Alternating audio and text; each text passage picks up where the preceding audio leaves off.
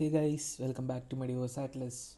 In today's video, we'll be talking about the carotid triangle. In the last video, we have learned about the digastric as well as the submental triangles. If you have not watched the video, please do check it out. The link will be in the description. So today, let us study the topic carotid triangle. First, we'll talk about the boundaries of carotid triangle. Carotid triangle is bounded by anterosuperiorly. So this is the anterosuperior boundary. The anterosuperior boundary is formed by the posterior belly of digastric muscle, whereas the antero-inferior boundary it is formed by the superior belly of Omohyoid, and the posterior boundary it is formed by the Sternocleidomastoid. So these are the boundaries of carotid triangle. Now roof of carotid triangle is formed by skin, superficial fascia, as well as the investing layer of deep cervical fascia. Now floor is formed by the constrictors of pharynx. See, pharynx has three constrictors: the superior, the middle, as well as the inferior. In the floor of carotid triangle, we have middle and inferior constrictors of pharynx. Okay, along with that, we also have the thyrohyoid membrane. Okay, and remember that the middle constrictor is originating from the hyoid bone, whereas the inferior constrictor, it is originating from the thyroid cartilage. Okay, and there is a membrane called as thyrohyoid membrane. Now what exactly is this thyrohyoid membrane is? We have hyoid bone, right? We also have thyroid cartilage. So there is a thin membrane extending from the hyoid bone to the thyroid cartilage, and it is also accompanied by the thyrohyoid muscle. So total floor is formed by middle constrictor, thyrohyoid membrane, as well as the inferior constrictors of pharynx.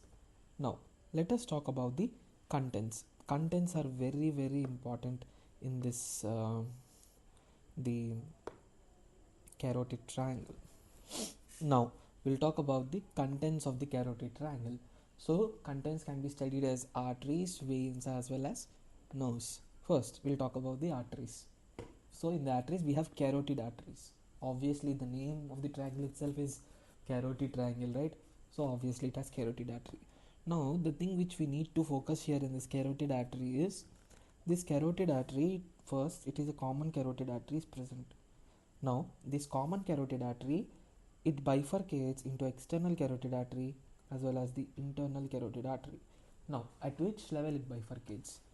So remember, at the level of C3 to C4 it bifurcates, or as well as, or you can also remember as the superior border of thyroid cartilage. So you can remember this. Okay, it's an MCQ. At the level of C3, C4, or at the level of superior border of thyroid cartilage, this common carotid artery bifurcates into external carotid artery as well as the internal carotid artery. Now, again, important things which we need to focus here is at the level of bifurcation, we have something called as carotid body and carotid sinus. What is the role of this carotid body and carotid sinus? So, it helps in the regulation of blood pressure by the baroreceptor mechanism. I think you hope you have studied it in CVS. If not, I'll ping the link in the description. Please do check it out. Okay, so this carotid body and carotid sinus, it helps in the regulation of blood pressure by the baroreceptor reflex. Okay, so now we also have branches of external carotid artery emerging. Okay, internal carotid artery, it has no branches in the carotid triangle especially. So only external carotid artery has branches. Okay, we'll study the branches one by one in detail, and it also has the, like we have talked, the branches of external carotid artery, that is superior thyroid, lingual, facial, ascending pharyngeal, and occipital arteries.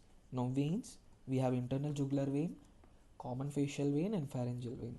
Now what are the nerves? Nerves, we have vagus nerve, the spinal accessory nerve, the hypoglossal nerve, and we have sympathetic chain, the carotid sheath, superior laryngeal branch of vagus nerve, and the superior laryngeal branch of vagus nerve, it divides into external and internal laryngeal nerves. Now we'll study the same thing in this diagram. So whenever we draw the diagram of this carotid triangle, first we'll draw the borders obviously. Afterwards, the thing which we need to draw here is the carotid sheet. Okay, and the contents in the carotid sheet. So what are the contents of the carotid sheet? We have carotid arteries basically. So common carotid artery, bifurcation, external and internal. At the bifurcation, we have carotid body and carotid sinus, which helps in the regulation of blood pressure. And we have talked the branches of external carotid artery, right? So the branches are, so this is the superior thyroid. So this one, the superior thyroid, and we have ascending pharyngeal, the facial artery, the occipital, as well as the posterior auricular arteries. Now internal carotid artery, it has no branches. Again, in the carotid sheet we also have vagus nerve. From this vagus nerve we have a branch emerging called as superior laryngeal nerve. I think you can appreciate here. So this is a vagus nerve. So this is a superior laryngeal nerve, and the superior laryngeal nerve, it bifurcates into the internal as well as the external branches, okay, of laryngeal nerves. Now the thing which we also need to focus is, we also have this one.